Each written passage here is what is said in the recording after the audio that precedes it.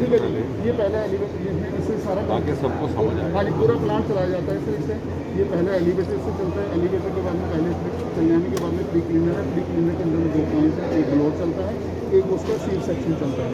उसके बाद में क्या है, सफाई करने के बाद में फिर एलिवेटर में जाएगा, एलिवेटर फिर लिफ्ट करके fine second elevator second elevator चला जाएगा, सेकंड एलिवेटर से निकलेगा, फिर क्लीनिंग होगी, फिर आगे जाएगा सेकंड हाँ जी। एलिवेटर। ऐसे एक्सप्लेन करो ना सबको। ठीक है जी, फिर एलिवेटर सेकंड में चला जाएगा। बटन दबाना आसान है, समझना मुश्किल है। हाँ जी, सेकंड एलिवेटर जल्दी नहीं करो। सेकंड एलिवेटर से फिर वो फाइन क्लीनर में जाएगा, फिर उसकी दोबारा फाइन क्लीनिंग होगी, फाइन क्लीनिंग होगी, फिर उसके बाद उसका गुड सीट एलिवेटर नंबर 3 में जाएगा। टोटल प्रोसेसिंग में कितना टाइम लगता है प्लांट को चलाने के लिए वहाँ से यहाँ आने में? आने में? यहाँ से आने के लिए कम से कम 3 या 4 मिनट लगते हैं। बस? हाँ जी, हाँ जी, 4 मिनट। हाँ जी, क्योंकि ये 2 टन पर आवर का प्लांट है सर। तो ये जो 6 एलिवेटर इसने क्रॉस करने हैं, हाँ जी। उसमें पूरे प्रोसेस में कितना टाइम लगेगा? पूरे प्रोसेस में 10 से 15 मिनट में हमारा सीड फाइन का मतलब है ये इस टेक्नोलॉजी का राज है। 2 टन पर आवर है सर, और 2 टन 1 घंटे में बनता है। और 2 टन 1 घंटे। 2 टन पर आवर 20 का 1 घंटे में होता है। 30,000 ये हरा वाला नहीं, साफ चलेगा भी वहाँ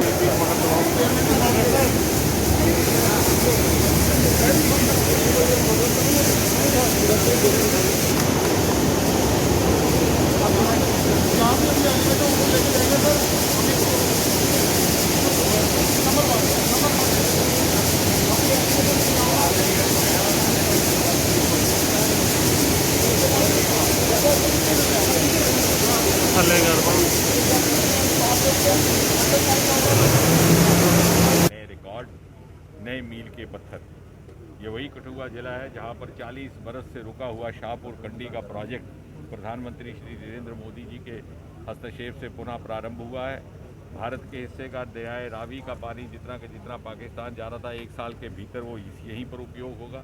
ये वही कठुआ जिला है जहाँ पर हिंदुस्तान का सबसे लंबा express road corridor Katra Amritsar से होता हुआ कठुआ से लांघता हुआ कटरा जाएगा।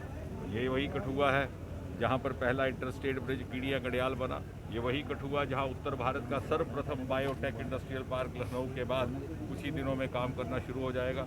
ये वही कठुआ ज़िला जहां बगल में वसोली नगर में उत्तर भारत का पहला केबल स्टेड अटल सेतु। ये वही कठुआ ज़िला जहां केंद्र की राशि से मेडिकल कॉलेज भी स्थापित हुआ और केंद्र की राशि रूसा से इंजीनियरिंग कॉलेज भी हुआ।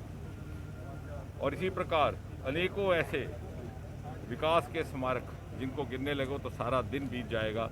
आज उसी श्रृंखला में, उसी श्रेणी में, उसी सूची में एक और स्मारक, एक और लैंडमार्क जुड़ रहा है।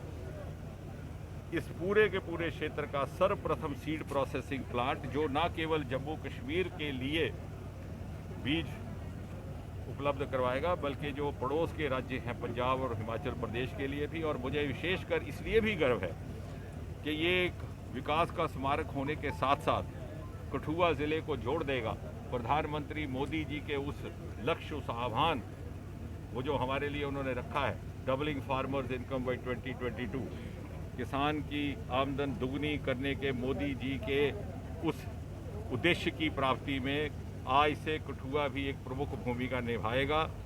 और भारत की मुख्य धारा में जैसे ये बार बार हिंदुस्तान के नक्शे पर उभर कर आया है, इसके माध्यम से फिर आएगा। उच्च श्रेणी के बीज यहाँ पर उपलब्ध होंगे, किसान की आमदन भी बढ़ेगी और फसल की श्रेष्ठता भी बढ़ेगी। सर, दिल्ली में हुई बैठक से सर जम्मू कश्मीर में कितनी रफ्तार से विकास होगा, क्या देखते हैं आने वाले दिन?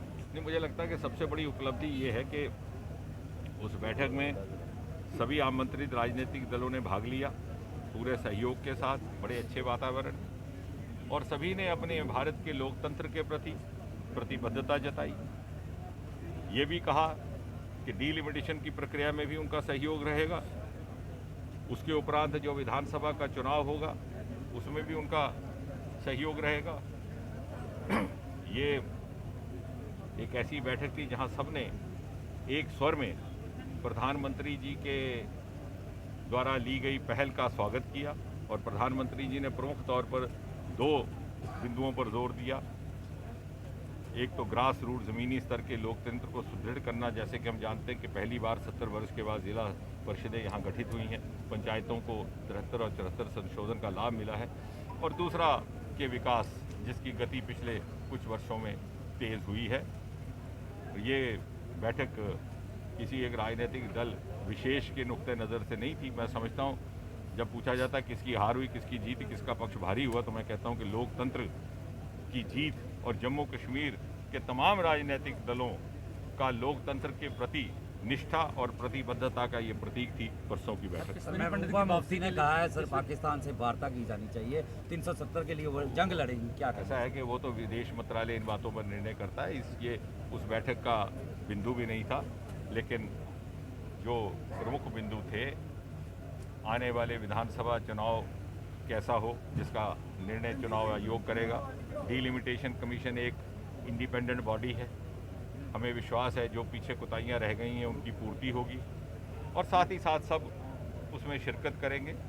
इसका अहद सब ने मिलकर एक स्वर में किया। कश्मीरी पंडित की बात क्या रोड मैप बनाया नहीं, ये बैठक जो इन प्रमुख नेताओं का कहना है बिंदुओं कि जम्मू को रिप्रेजेंट नहीं किया गया बैठक में, तो क्या कहना चाहिए?